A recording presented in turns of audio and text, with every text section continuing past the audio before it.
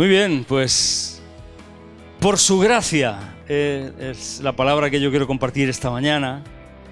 Y vamos a leer en la carta del apóstol Pablo a Tito, en el capítulo 3, versículo 8.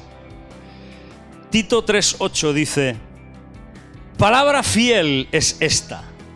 Bueno, y esta es la última de las palabras fieles que Pablo nombra en las Escrituras, y me he empeñado en tocar todas las palabras fieles, teniendo en cuenta, o creyendo y pensando y sabiendo que Pablo estas cartas, las de Timoteo y la de Tito, las escribe en los últimos años de su vida. Él está a punto de partir, él sabe que ya le queda poco tiempo, que el Señor lo va a llamar a su presencia, que él ha desarrollado plenamente todo aquello para lo que el Señor lo llamó, y ahora está formando a sus sucesores.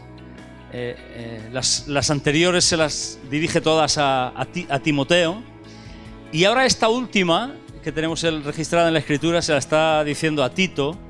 Tito es el que Pablo había dejado de encargado, de supervisor o de pastor de las iglesias de Creta, la isla de Creta.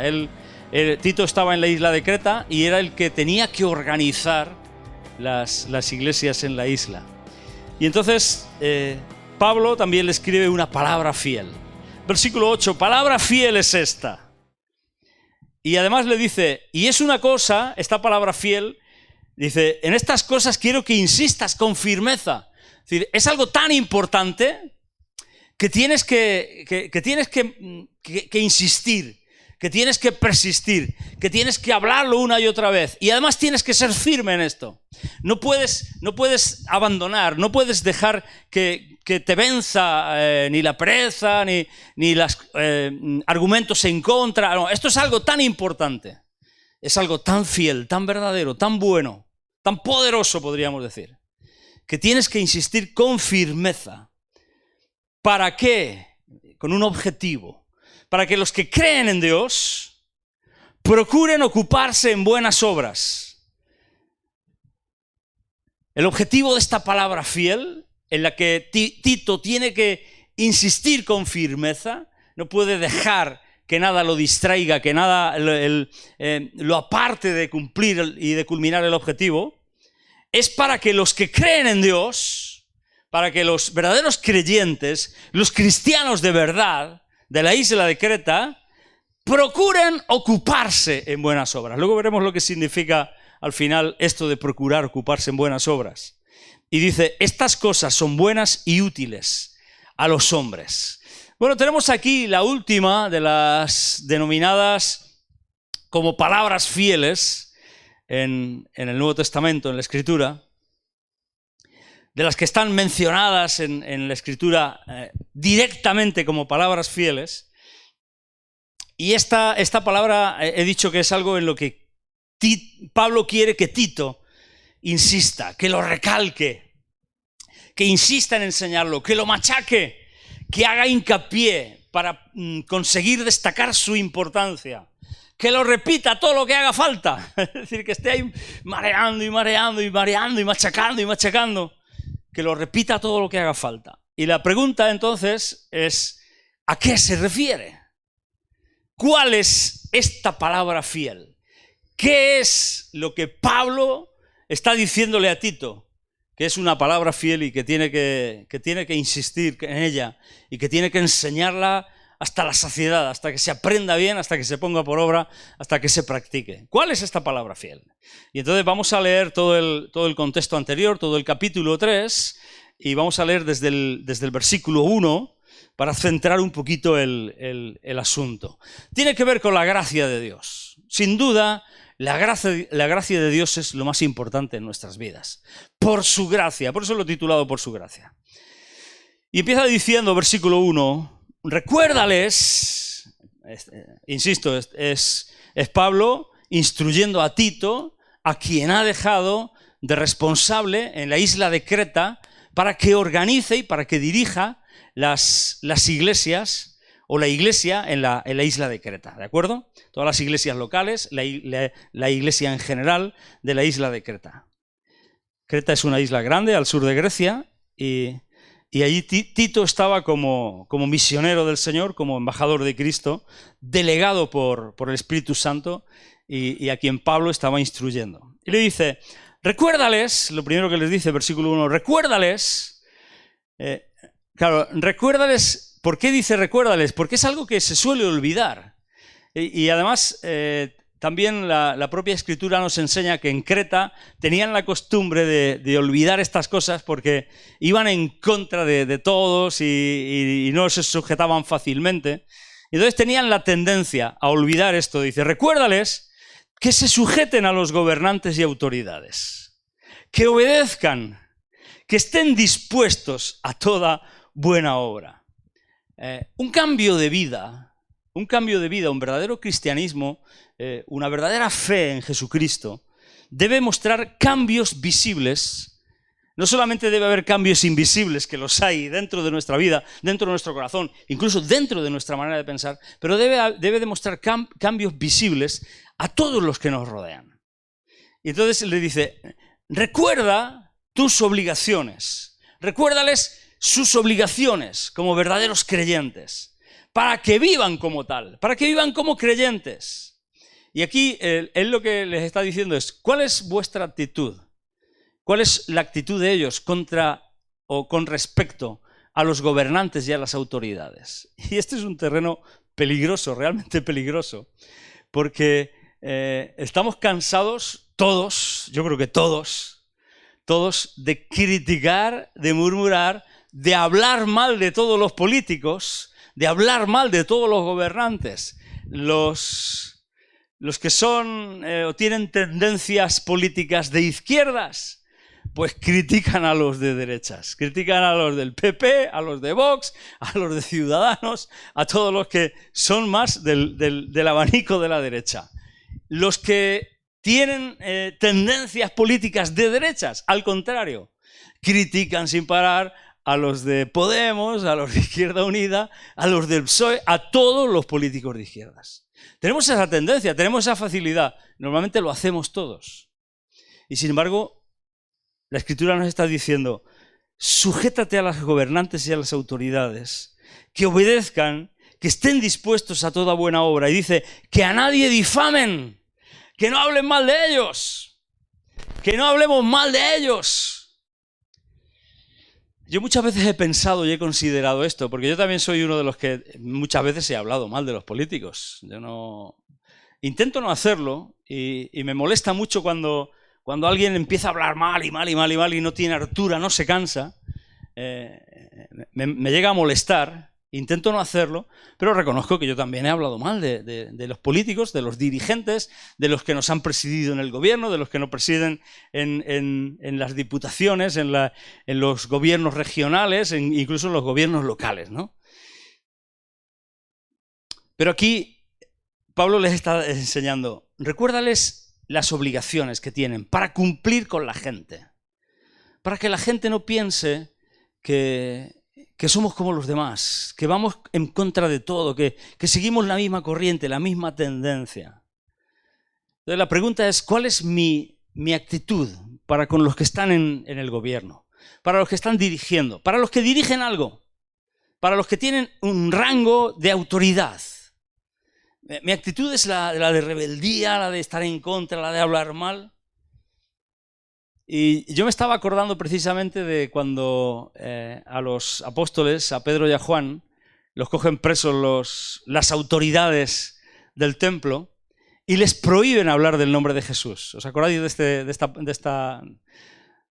este momento? De este momento cuando... Y ellos les dicen, decidnos vosotros si es más importante o si debemos de haceros caso a vosotros antes que hacerle caso a Dios.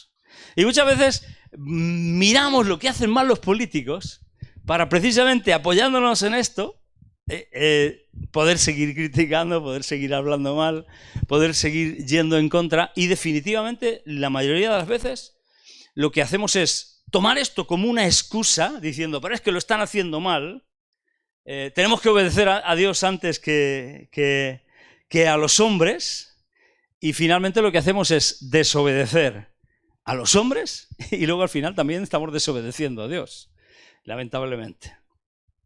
No debemos hablar mal de nadie.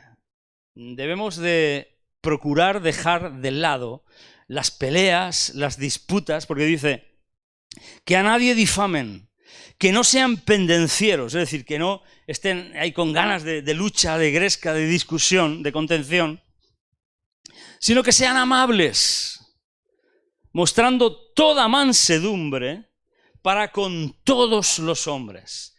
Toda mansedumbre para con todos los hombres. Toda mansedumbre con todos los hombres. No con los que nos caen bien, no con los que piensan igual que nosotros, no con los que están solo de acuerdo con nosotros. Con todos, con todos.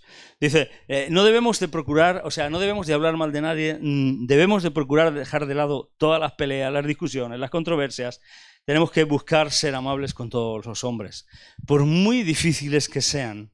Porque, y ahora da la razón está en el versículo 3. Porque tú y yo, éramos iguales. Hemos sido iguales. A lo mejor ahora no lo somos. Aunque yo creo que somos muy parecidos, si no iguales. Pero hemos sido iguales. Dice, porque, versículo 3, nosotros también éramos en otro tiempo insensatos. Es decir, teníamos esa falta de inteligencia espiritual.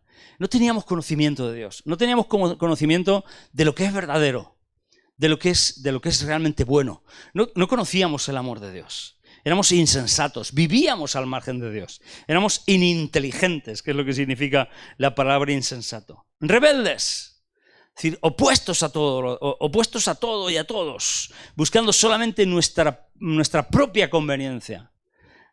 Éramos insensatos, rebeldes, extraviados, es decir, andábamos sin saber a dónde íbamos, sin rumbo, estábamos perdidos. Éramos esclavos de concupiscencias, palabra rarísima. Esclavos, es decir, sujetos a nuestros propios deseos internos. Las concupiscencias son los deseos, las pasiones internas, los deseos de la carne, los malos pensamientos, las lascivias, la lujuria, esclavos de nuestras pasiones, de nuestros deseos internos. Y además esclavos de deleites diversos. A cada uno le gusta algo y a lo que le gusta se ha dejado esclavizar por eso. Viviendo en malicia y en envidia. Aborrecibles y aborreciéndonos unos a otros. Dice, vosotros erais igual, nosotros éramos igual. En otro tiempo, si no teníamos una cosa, teníamos otra. Pero todos estábamos metidos en el mismo saco. Todos estábamos metidos en el mismo grupo de gente. Versículo 4. Pero, gracias a Dios por los peros de la Biblia. Gracias a Dios porque Él actúa y obra. Por su gracia. Dice, pero cuando se manifestó la bondad de Dios nuestro Salvador y su amor para con los hombres. Su amor para con los hombres. La palabra griega filantropía. El amor de Dios a la humanidad. El amor de Dios para con toda la humanidad. Para con todos los hombres. Pero cuando se manifestó la bondad de Dios nuestro Salvador y su amor para con los hombres, entonces Él nos salvó, versículo 5. Nos salvó no por obras de justicia que nosotros hubiéramos hecho, porque no somos capaces. No se trata de obras que podamos hacer. No se trata de que somos mejores. El punto es que no podemos llegar a llenarnos de orgullo, a tener ese orgullo religioso, farisaico, de hipocresía que nos hace pensar que somos más que los demás, porque ellos no creen, porque ellos no conocen, porque ellos todavía viven esclavos de sus pasiones, de sus deseos, de sus deleites, porque se dejan llevar por los placeres de la carne, porque no tienen otro objetivo más que ese. Porque no se trata de nuestros méritos propios, porque no hemos podido hacerlo ni conseguirlo por nuestra propia fuerza de voluntad, sino se trata de la bondad de Dios. Fue Él el que dio el primer paso. Fue Él el que hizo lo posible, el que ha hecho lo posible para ti y para mí. Es un gravísimo error, pensar que mi salvación ha dependido de mí en alguna medida. Ha dependido exclusivamente de Él. Cuando se manifestó su bondad, la bondad de Dios, nuestro Salvador, y su amor para con los hombres, entonces es que nos salvó. No por obras de justicia que nosotros hubiéramos hecho, no porque hayamos sido buenos, no porque lo hayamos merecido, no, de ninguna de las maneras, sino por su misericordia. Por su misericordia, por su misericordia. No es por ninguna obra de justicia que yo pudiera haber hecho, no es por buenas obras, no es por buenas obras. Se nos ha enseñado en esta cultura católico-romana en la que hemos vivido, en la que estamos viviendo, se nos ha enseñado que hay que ser bueno para ir al cielo, que hay que hacer buenas obras, que podemos ganar el cielo haciendo cosas buenas. Es mentira, es falso, no es por buenas obras. No es por las buenas obras que pudiéramos haber hecho, porque de hecho nuestras buenas obras, Isaías dice que todas nuestras justicias son como trapos de inmundicia. Todo lo bueno que podamos hacer no sirve para nada, no es absolutamente bueno. No es por buenas obras, no se trata de ser bueno para ir al cielo. Se trata de su misericordia. ¿Qué es su misericordia? ¿Qué es la misericordia de Dios? La misericordia de Dios es el atributo que mueve el corazón de Dios a pasar por alto nuestro pecado, nuestra maldad, y a no darnos el castigo merecido. Y lo mueve y lo lleva a perdonar nuestros pecados y nuestras miserias, a librarnos de ellas, a actuar en favor nuestro, a pesar de que mereceríamos ser castigados y condenados. A pesar de eso, es la misericordia de Dios. Voy a compartiros con vosotros un pensamiento que he leído precisamente en un devocional que estoy haciendo, y lo he leído esta mañana y me ha llamado la atención, me ha gustado mucho, y digo, voy a compartirlo con los hermanos. Fijaros lo que dice. Muchos de nosotros, aunque somos creyentes, podemos llegar a pensar que muchas veces los problemas que tenemos en nuestra vida son porque de alguna manera es como que Dios se está vengando de nosotros, o si no se está vengando, está organizando un plan, tramando un plan para vengarse de nosotros, para tratar con nuestro corazón. Y fijaros el ejemplo que da, dice, es como aquel que se dirige hacia un lago en la montaña y en el camino comienza a nevar. Imaginaros la escena. Va a un lago en la montaña donde él tiene allí una cabaña, tiene una casa, y en el camino comienza a nevar, empieza a nevar. Así que sale del coche y le pone las cadenas a las ruedas, a los neumáticos. Y dice, mientras está poniendo las ruedas las cadenas a las ruedas del coche, otro automóvil se choca con él, lo impacta y ve con horror cómo su coche se cae por el precipicio y se hace polvo, se queda sin coche.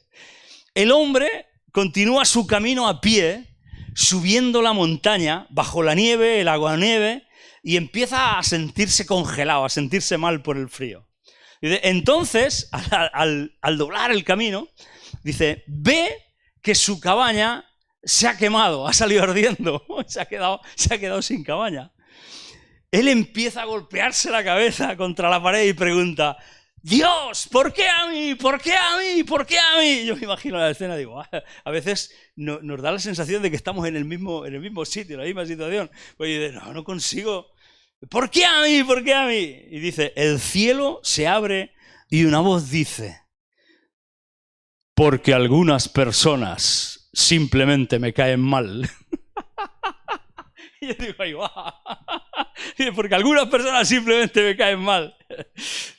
Termina diciendo, algunos de nosotros, a pesar de que somos creyentes, a pesar de que somos cristianos, no conocemos a Dios y pensamos que esa es la forma en la que Dios se siente muchas veces acerca de nosotros. Se piensan que cada vez que tienen un problema, Dios es porque está molesto con nosotros. Cada vez que algo nos va mal, algo no nos funciona como queremos, pensamos que es que Dios se ha enfadado con nosotros, que Dios está molesto con nosotros. Pero la Biblia dice, Isaías 43, 25, en la Nueva Versión Internacional dice, yo soy el que por amor a mí mismo borra tus transgresiones y no se acuerda más de tus pecados.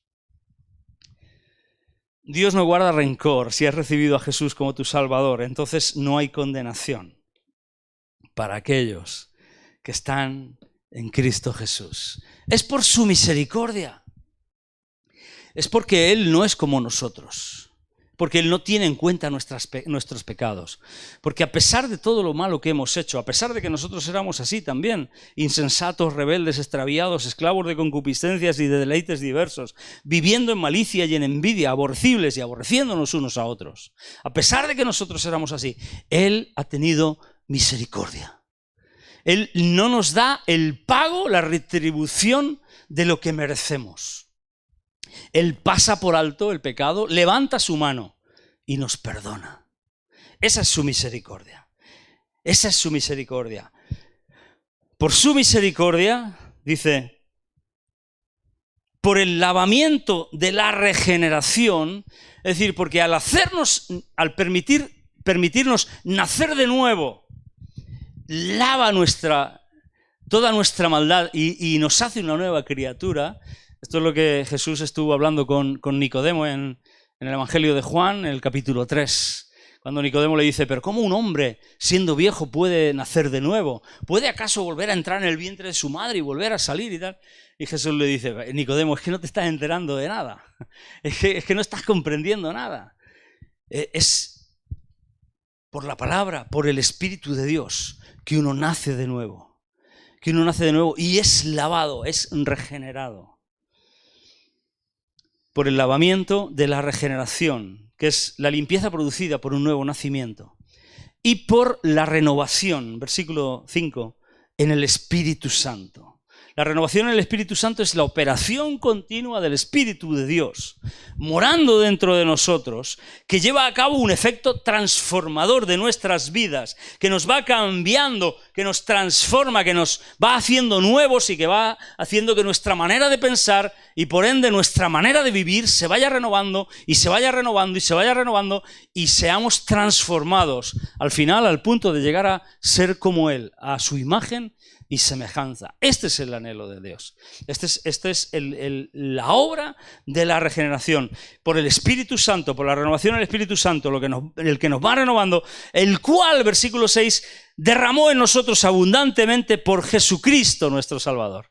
Derramó abundantemente y es por Jesucristo nuestro Salvador. Yo muchas veces he pensado cuando Jesús le dice a los discípulos, os conviene que yo me vaya, porque si no me voy, no os voy a poder dar el Espíritu Santo. Y si yo hubiera sido de los 12 discípulos, yo hubiera dicho, Señor, yo no quiero que tú te vayas, yo quiero que tú te quedes conmigo. Es que les iba mal con Jesús, mira, comían todo lo que querían, se multiplicaba el palo peces, no les faltaba de nada, veían milagros continuamente, estaban con Él. O sea, era maravilloso estar con Jesús. La pregunta es, ¿era mejor que Jesús se fuera o era mejor que Jesús se quedara? Y Jesús les dice, os conviene, es mucho mejor que yo me vaya, porque así os voy a dar el Espíritu Santo. El Espíritu Santo. Jesús estaba solamente en un lugar físicamente. El Espíritu Santo está con todos los creyentes en todo lugar. El Espíritu Santo es el poder de transformación dentro de cada uno de nosotros. Por Jesucristo. Al irse, Él nos pudo dar el Espíritu Santo. Y versículo 7, el objetivo de todo esto. El para qué. ¿Para qué de todo esto? Para que justificados por su gracia, por eso lo he titulado por su gracia, para que siendo declarados inocentes, pero ¿cómo puedo ser yo inocente? Si yo precisamente era de estos esclavos de concupiscencias, de pasiones diversas. Si yo era de estos rebeldes, de estos malos, de estos llenos de malicia, aborrecible, que aborrecía a otros, si yo era de esta gente, si yo sí que reconozco que estaba aquí metido, yo no me considero de los que eran buenos. Yo era bueno. Yo he venido al Evangelio y Dios me tiene que dar las gracias porque estoy aquí. Porque he venido para salvar el evangelio y para hacer buena la iglesia. ¡Mentira! Yo era de los malos, como Pablo decía, palabra fiel y digna de ser recibida por todos, que Cristo Jesús vino al mundo a salvar a los pecadores, de los cuales yo soy el primero. Yo lo tengo claro. Yo necesitaba esto. Para que, justificado por su gracia, es decir, a pesar de que la sentencia contra mi vida tenía que haber sido: eres culpable y eres digno de muerte y tu destino es el infierno,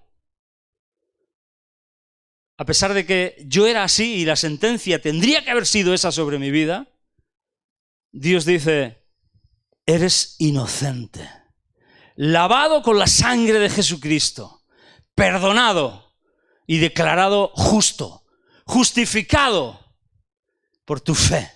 Justificado pues por la fe, tienes paz conmigo por medio de Jesucristo. Así que el para qué es este: para que, justificados por su gracia, viniésemos a ser herederos conforme a la esperanza de la vida eterna. ¿Quién es un heredero? Un heredero es alguien que disfruta de algo que él no había ganado. No tenemos ningún tío de estos, tío abuelo en Paraguay o en Uruguay, que tenga una fortuna y se muera y nos deje ahí, ¿no? Y de repente digamos: wow, tenemos un fortunón. Uno que tenga tierras en La Habana, como le decía mi padre a mis hijos. Tú es que tienes tierras en La Habana. Un heredero es alguien que disfruta de algo por lo cual él no había hecho absolutamente nada. Para que, justificados por la gracia de Dios, por su gracia, y ahora tenemos que definir lo que es la gracia, viniésemos a ser herederos conforme a la esperanza de la vida eterna. Herederos de una vida plena que va a durar perpetuamente, que es para siempre, que es la que no tiene fin. Nos preocupa mucho esta vida, nos agarramos demasiado a esta vida. Esta vida tiene fin. Esta vida se termina. Esta vida se termina. No os insisto con mis pensamientos, mis últimos pensamientos. Os sabéis que falleció mi padre hace poquito, hace un mes y unos días. Y él cumplió 90 años. Yo estoy cerca de los 60 ya. Entonces yo estoy pensando que si Dios me permite vivir 90 años igual que a mi padre, que no lo sé, lo que Dios decida, me queda un tercio de vida nada más. Esta vida termina. Sin embargo, tengo una esperanza de una vida eterna, donde sé que mi Padre ha entrado, donde sé que mi Padre está, una vida perpetua, una vida verdadera, la vida de Dios, la vida con Dios, la vida que Él vino a darnos. Este es el objetivo, que siendo declarados inocentes por su gracia, que su gracia es el regalo, el don o el favor que se hace sin merecerlo. Una concesión gratuita. La misericordia de Dios es que Dios no nos aplica el castigo. La misericordia es que nos perdona, que no nos da lo que merecemos. La gracia es mucho más. La gracia es que nos da lo que no merecemos. Nos da el favor, nos da el beneficio, nos da el regalo, nos da la vida eterna. Es como que Dios dice: no solamente no te voy a castigar porque has querido robarme lo mío, sino que ahora mi gracia lo que hace es, la misericordia te perdona y no te da el castigo. La gracia lo que hace es abre el corazón y te dice: todo lo mío es tuyo. Ahí lo tienes, disfrútalo. Esa es la gracia. Esa es la gracia. Una concesión gratuita. Y mediante eso lleguemos a ser herederos, es decir, los dueños de la vida eterna. Dueños y poseedores de perpetua vida, de una vida para siempre. ¿Qué es la gracia de Dios? Porque esto es por su gracia. Y me vais a dejar que insista, porque Pablo le dice a Tito: insista en esto con firmeza. Esto es importante que lo tengáis claro. La gracia de Dios es lo que cambia nuestra vida. La gracia de Dios es lo que nos restaura. La gracia de Dios es lo que nos mantiene con vida. La gracia de Dios es lo que nos da fuerzas. La gracia de Dios es lo que nos capacita para vivir. La gracia de Dios es todo en nosotros. La gracia de Dios es el abundante amor salvador de Dios para con todos los pecadores, que se revela en Jesucristo. Dice la Escritura en Romanos capítulo 3 que todos hemos pecado y todos estamos destituidos de la gloria de Dios. Romanos 3:23. Es obvio que entonces ningún hombre, ningún pecador merece en lo más mínimo ni el amor, ni la bondad, ni la gracia de Dios. Los hombres hemos vivido al margen de Dios, dándole la espalda a Dios, odiando a Dios y en rebelión contra Él. Romanos capítulo 1, 21, 30, 32. Los hombres hemos pervertido su verdad. Romanos 3, del 18 al 25. Hemos cambiado todo. Hemos preferido adorar imágenes. Hemos preferido hacernos ídolos. No solamente ídolos de piedra, de esculturas, de oro, adornados con oro, con plata, sino ídolos mentales, imágenes que nos hemos fabricado, incluso torciendo la verdad de Dios. Hemos preferido adorar esas imágenes. Romanos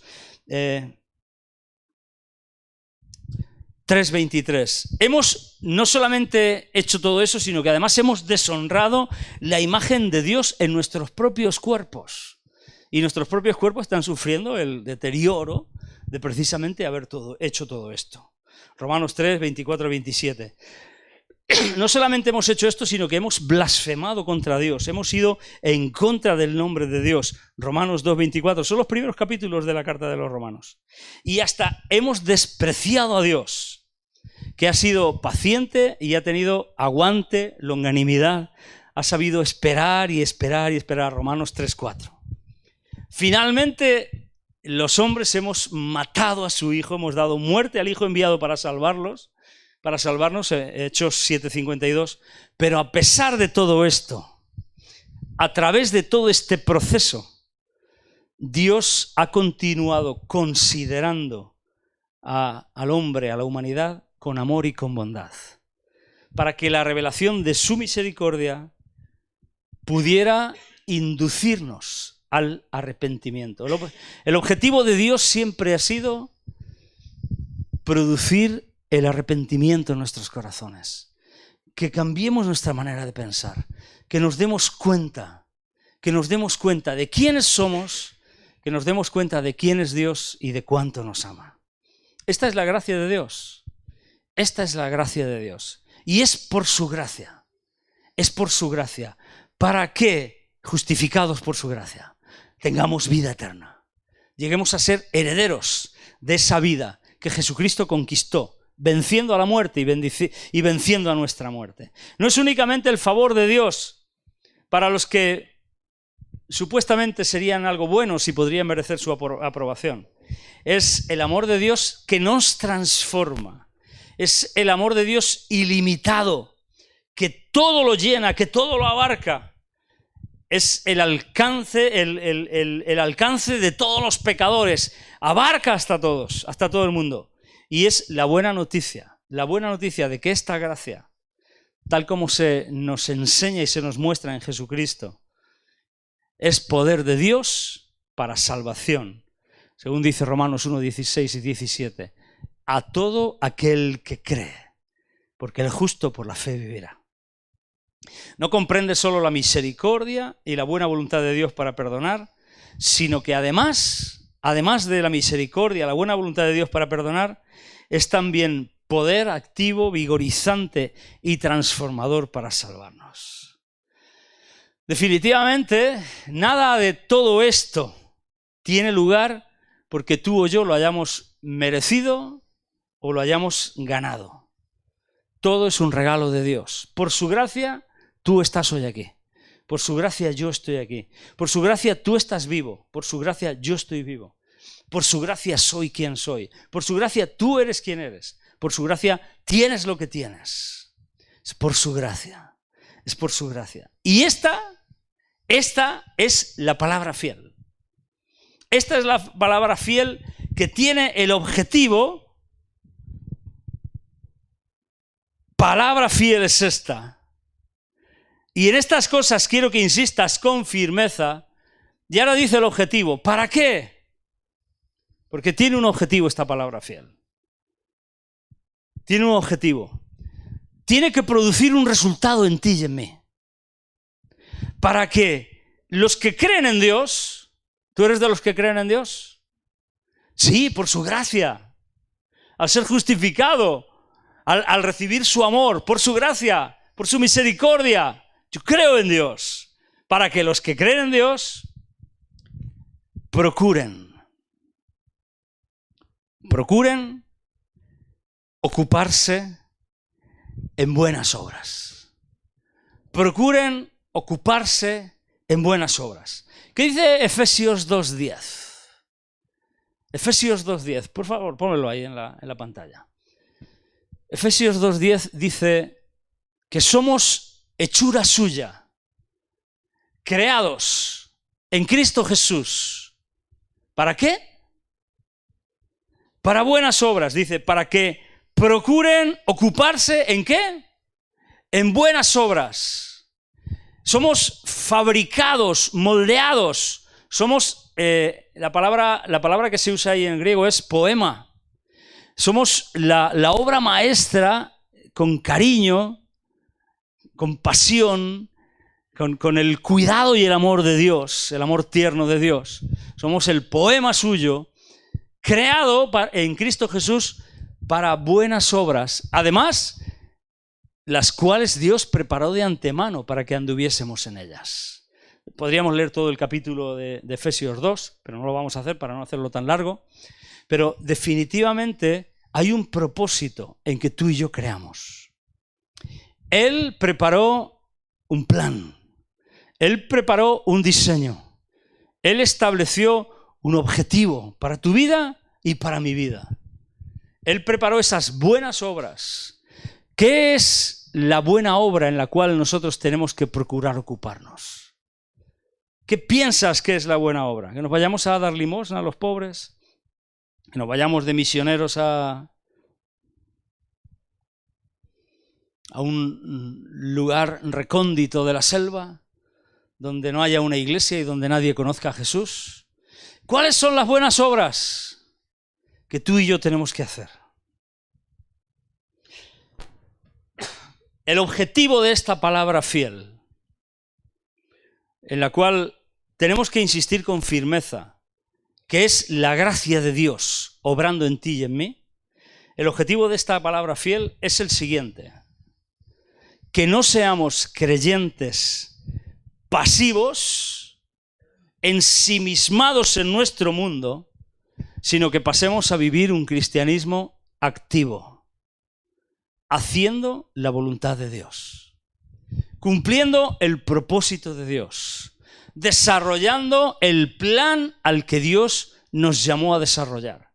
Él nos llamó y nos amó y nos salvó y nos da su gracia para que caminemos en ese propósito, para que andemos en esas buenas obras. Fijaros en un detalle importante, interesante, muy interesante. Muy interesante. Quiero que veáis el avance, el desarrollo, el cambio, el alcance de todo esto.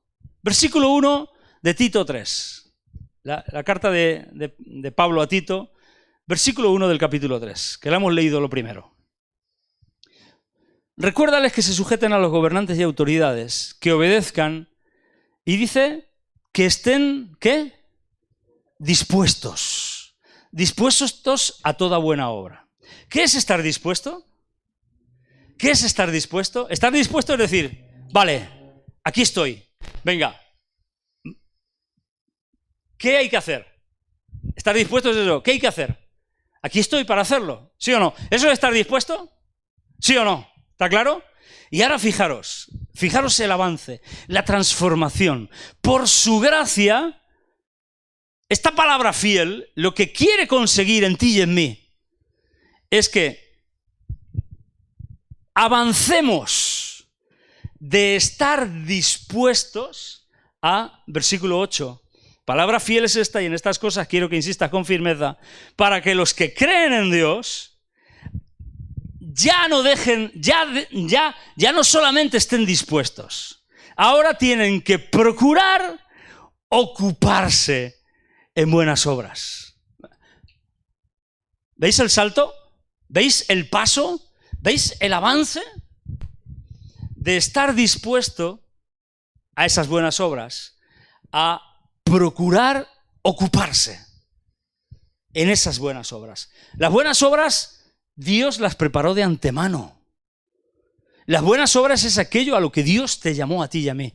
Las buenas obras es lo que Pablo decía cuando él dijo, todavía no lo he conseguido, no pretendo haberlo alcanzado todavía, pero una cosa hago, y es que me olvido de lo que está atrás, y agarrándome al Señor, me agarro a lo que Él me agarró, porque quiero conseguir alcanzar aquello para lo que Dios me alcanzó.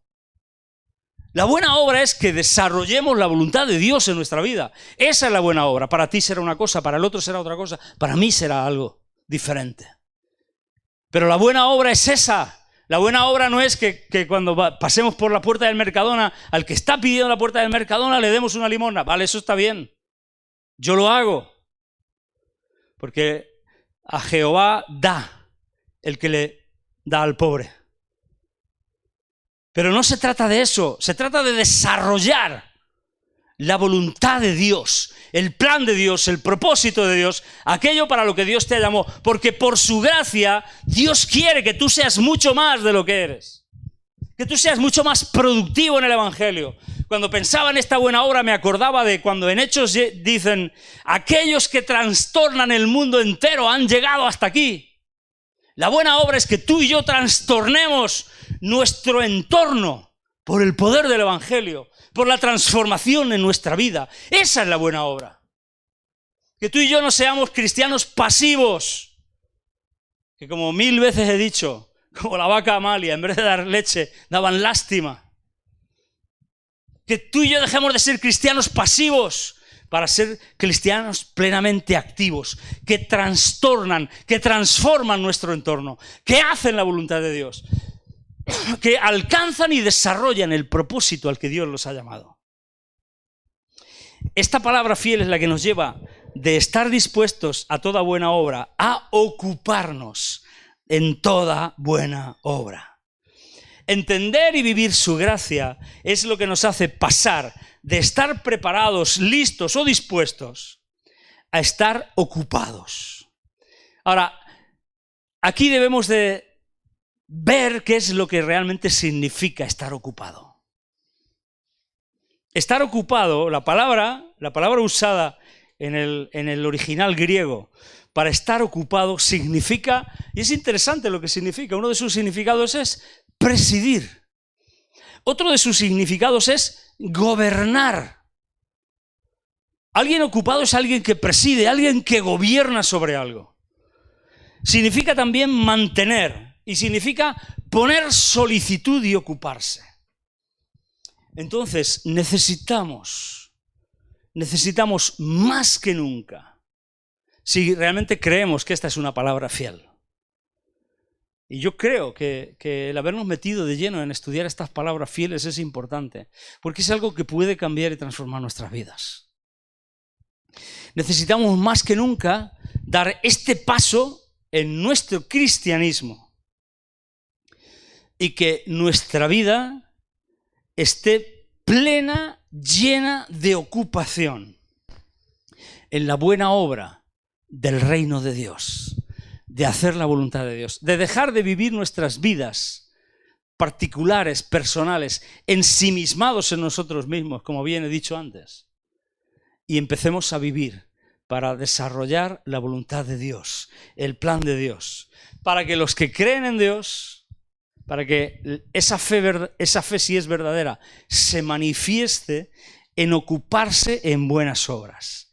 La fe debe movernos a procurar. Y procurar es ejercer pensamientos y también está traducida por estar con ansia. Procurar es decir, ¿cuándo llega? ¿Cómo puedo hacerlo? ¿Cómo puedo mejorarlo? ¿Realmente estamos así? ¿Estamos procurando? ¿Estamos pensando cómo hacer y cómo desarrollar lo que Dios nos está llamando a hacer? Si tú crees en Dios, tú sabes que Dios te ha llamado a hacer algo más grande que tú mismo. Tenemos que procurar alcanzar eso. Tenemos que estar ansiosos, por nada estéis afanosos, pero esto es estar con ansia, es procurar, es decir, cuando llega, ¿cómo lo voy a hacer? Para que procuremos. La fe debe procurarnos, movernos a procurar, es decir, a tener pensamientos, continuamente ejercer pensamientos y estar con ansia para ocuparnos, que ocuparnos es trabajar, es meternos de lleno en eso, es presidir, es gobernar, es dirigir completamente, es hacer precisamente esas buenas obras. Precisamente esas buenas obras. Por su gracia, por su gracia. Palabra fiel es esta, y en estas cosas quiero que insistas con firmeza, para que los que creen en Dios procuren ocuparse en buenas obras. Estas cosas son buenas y útiles a los hombres. Luego estoy diciendo, y olvídate de todos los demás rollos, pero evita las cuestiones necias, genealogía. Deja todo lo demás. Esto es lo importante. Esto es lo importante. Por su gracia, ¿para qué? Hay un para qué establecido por Dios en tu cristianismo. Hay un para qué para tu vida, establecido por Dios, por su gracia. Hay un para qué en mi vida, establecido por Dios, por su gracia. ¿Lo crees? ¿Lo crees? Tienes que creerlo y tienes que vivirlo. Hay un para qué en tu cristianismo. La pregunta, finalmente, termino. ¿Ya lo estás viviendo? ¿Ya lo estás viviendo? ¿Cuál es el para qué a lo que Dios te ha llamado? ¿Cuál es tu para qué más importante? ¿Cuál es? ¿Lo vas a alcanzar? ¿Lo vas a procurar? ¿Te vas a procurar ocuparte en eso? No te desenfoques. Que no nos desenfoquemos, ni tú ni yo, porque hemos sido creados, llamados por su gracia para alcanzar y para desarrollar estas buenas obras, esta buena obra. ¿Para qué? Para que pasemos de estar dispuestos a estar plenamente ocupados. Para que lo hagamos. Porque solo haciéndolo somos efectivos. Estando dispuestos, bien, está bien, hay que estar dispuesto, pero hay que darse paso. Hay que procurar hacerlo. Hay que estar con ansia hasta conseguirlo. ¿Qué es lo que Dios quiere de ti? ¿Por qué te alcanzó su misericordia? ¿Por qué su gracia ha sido derramada sobre tu vida? ¿Por qué han sido perdonados tus pecados? ¿Para qué has sido lavado? ¿Para qué has nacido de nuevo? ¿Para qué estás aquí? ¿Por qué todavía sigues viviendo? Si lo que Dios pretendía era salvarte, pues una vez que crees, te mata, te mueres y así te aseguras que nunca te apartas y te vas al cielo con Él. ¿Para qué? ¿Para qué sirve su gracia en tu vida? ¿Qué vas a hacer con tu vida? ¿En qué te vas a ocupar? ¿En poner bombillas y enchufes toda la vida? Voy a transformar mi vida. Voy a dejar que el poder del Espíritu Santo transforme mi vida. Y me voy a ocupar en transmitir y extender esta buena noticia a todos aquellos que me rodean. Voy a alcanzar y a desarrollar lo que Dios quiere que yo haga. Vamos a ser todo lo que Dios quiere que seamos. Vamos a dar ese paso. Vamos a dejar de estar encerrados en nuestro mundo y en nosotros mismos, y en nuestros pensamientos y en nuestros problemas. Vamos a dejar de pensar que Dios está enfadado con nosotros y que por eso las cosas nos salen mal. Vamos a dejar de pensar que somos el ombligo del mundo, la última Coca-Cola del desierto. Vamos a empezar a ser útiles para el reino de Dios. Por su gracia tú y yo podemos ocuparnos en buenas obras, en la buena obra de hacer su voluntad, de hacer su obra. Amén. Amén. Tenemos que dar ese paso. Palabra fiel, que tiene un propósito y un objetivo. La palabra fiel en la que tenemos que insistir con firmeza.